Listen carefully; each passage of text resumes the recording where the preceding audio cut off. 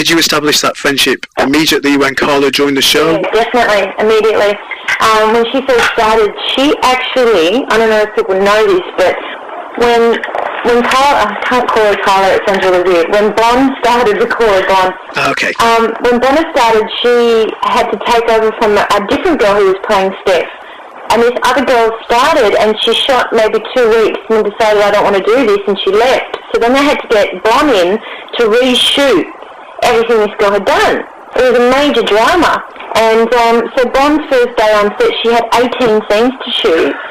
And so we lived nearby each other, so the first thing I did, me being me, was say, come over to my house and I'll run the words with you and I'll help you out. So we kind of became very close very, very soon. Fantastic. Do you think the writers and producers pick up on things that are happening off screen, and that's why perhaps Steph and Libby's friendship developed into such a big thing? Yeah, they do. I don't think it, determines a lot of their decisions, but they do keep an eye on, who has particular relationships and who gets on and who has that chemistry and things like that.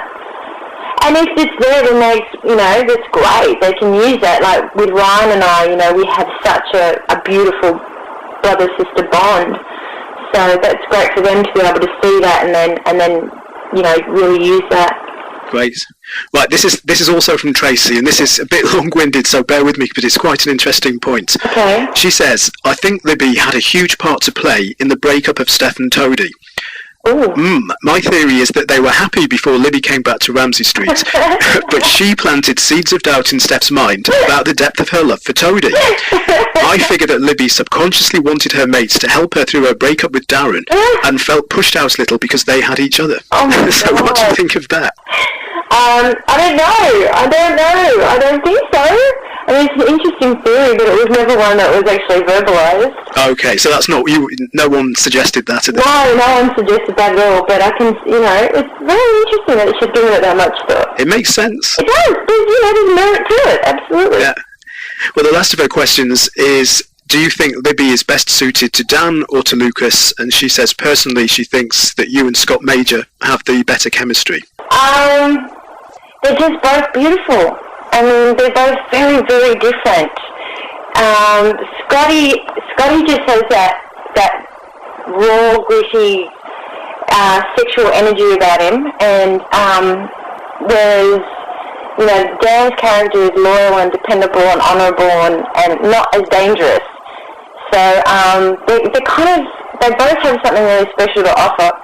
But I think Libby is very, very happy with Dan. Okay. Yeah. Right. She's had enough, of the bad boy, I reckon. Yes, time to settle down. Yeah. And do you know that Scott originally played Darren? Yes, because I've actually interviewed him before. Isn't he funny? Yeah. And he's still like the bad boy that makes me go look at the knees. Well, this next question, I bet you're going to say you can't tell me. Mm-hmm. But Jessica from London and Jane from Beckenham both ask, is there any truth that Susan is to become a surrogate mother to Dan and Libby's baby? That's something they're just going to have to wait and see. Look, there's always an element of truth in every rumour, but it's something that really needs to be watched in context. You have to actually see the journey of what happens to really understand that storyline. Okay, so do you think that's a bit of a simplistic way to put it? Yeah. Okay. Yeah, I think you have to really watch the story unfold, because if you hear bits and pieces, it's not going to sound right. It's not going to do it justice. Okay. Well, I mean, talking of that, I read a few things that people sent in to us, and they were saying, is this something that's leading up already to a 2009 cliffhanger? Do they prepare things that far in advance? Yeah, they do. Absolutely. What we're doing at the moment is heading towards the cliffhanger. Yeah, what we're going to be shooting in the next few weeks will be the Australian cliffhanger.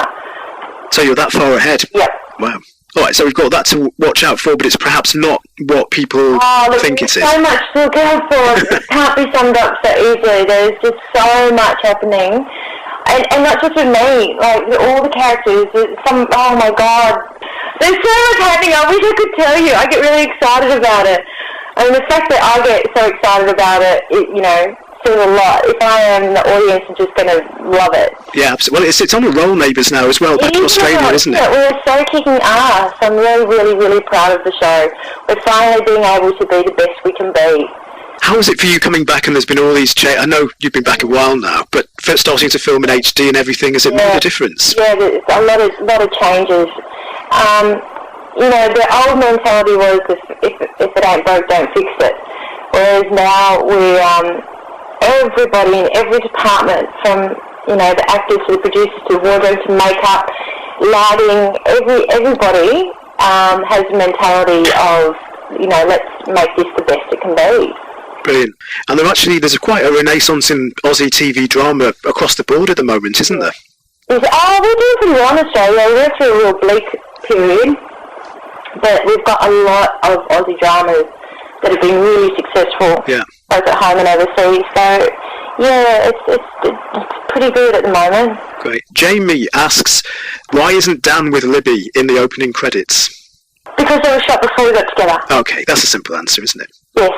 And we just shot new ones that aren't on air in Australia yet. But even I haven't seen them.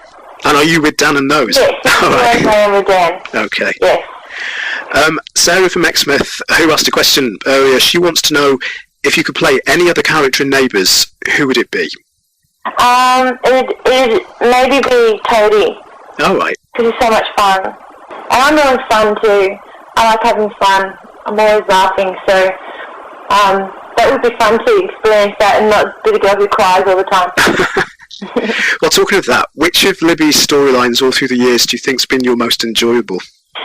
I know it's going to sound really stupid, but when Drew died, okay, that was really challenging, playing that. And I really liked the dynamic between Sam and Libby and Dan. That was really, really interesting because everybody had a valid point, it wasn't black and white, there was no villain and victim. Yeah. I found that writing in that period really good. I found the writing to be really strong in that period of time, so I liked that, and when Drew died, that was pretty full on. Okay. Well, I've got two non-Neighbours questions to finish. Sure. The first is it true that you were in Home and Away? Yes, I was, before Neighbours, but only for like a few weeks. It was just a guesty role. Oh, okay. What did you play? I can't remember. Okay. I was a school kid, and I think I had a crush on Jack, I think his name was. Oh, right. One of the kids at the time. Yeah, I was a kid. I was only like 16. Right. And I did it. Okay. And finally, I know you had great success in Australia with Dirty Dancing. Mm-hmm. Is musical theatre something you'd like to do again? Yeah, definitely. Yeah, it was a wonderful experience. And I miss it. I miss that adrenaline of being on stage. So, yeah, absolutely. It's something I'd like to do again, for sure. Are you going to get a chance to see any West End theatre while you're here? I'm going to see Dirty Dancing tonight, actually. Okay. Well, I hope you enjoy that. Thank you. I hope I do too. I hope I don't cry and want to jump up on the stage. Very many thanks to Kym Valentine, and of course to all of you that sent in a question. Don't forget, you can watch Neighbours every weekday on 5, Fiverr and Demand 5 on the internet. Until next time, thanks as always for listening. Bye for now.